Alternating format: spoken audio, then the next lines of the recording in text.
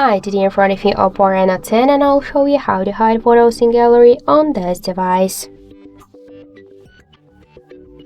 So open first the photos and for example let's select one from the photos to hide them.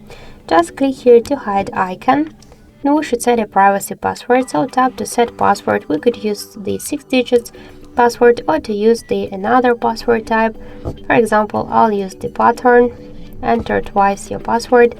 Here we got the security questions. We could use one from them or to set the custom one. So tap to the right upper corner to OK, got it. Tap to images and videos, click to this plus icon and select your photo. Click set as private. Successfully set as private. So how to find your hidden photos now? You could find them in the settings app.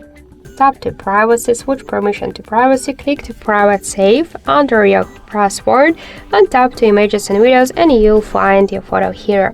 Also, we got one more way how we can do that. Just open only the photos app, switch photos, tap to albums and click to hide and enter your privacy password and that's it.